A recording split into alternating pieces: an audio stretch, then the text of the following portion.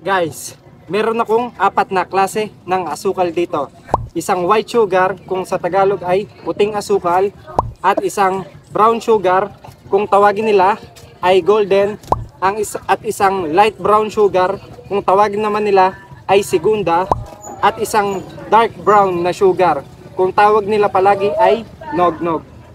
Ano nga ba ang pinagkaiba ng mga asukal na ito? Unahin na natin tong white sugar.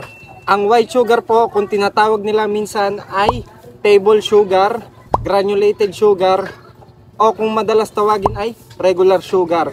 Ang white sugar ay gawa po sa sugar cane, tubo o kung minsan ay gawa ito sa sugar beet. Pangalawa, brown sugar o kung tinatawag nila na golden sugar. Saan nga ba gawa ang brown sugar? Ang brown sugar ay gawa sa molasses from sugar cane o kung tinatawag nila ay panutsa. Ibig sabihin, ito yung matamis at malapot na arnibal o syrup na nakukuha mula sa paggawa ng asukal mula sa halamang tubo. Pangatlo, light brown sugar o kung tinatawag nila ay segunda. Ang light brown sugar ay isang uri ng brown sugar with a lower ratio of molasses to refined sugar.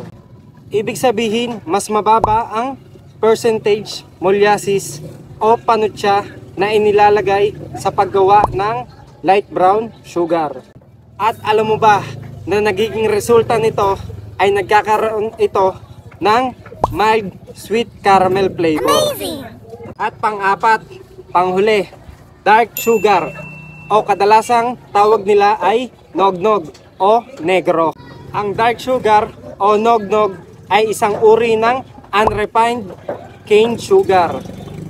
Ibig sabihin ay nagtataglay ito ng natural na molasses mula sa puno ng tubo. At ito ang pinaka-dark na kulay ng asukal sa lahat. At kadalasan na lasa na ito ay malalasahan mo na lasa siyang kape. At alam mo ba na ang dark sugar ay ang madalas na ginagamit sa paggawa ng candy? Sugar benefits. Ano ba nga ba ang mga benepisyo ng mga asukal na ito? Alam mo ba na ang mga asukal ay nagdadagdag ng enerhiya sa ating katawan sa pamamagitan ng glycogenesis? Ibig sabihin, pinupunan niya ang absence sa primary energy source ng ating mga katawan. Kung kaya't kaya mo maging active ng mahabang oras nang walang kain. At ano nga ba ang mga klase ng asukal na pwedeng gamitin ng may sakit na diabetes? Maaaring gamitin ng taong diabetic ang asukal na stevia, coconut palm sugar, at yacon syrup.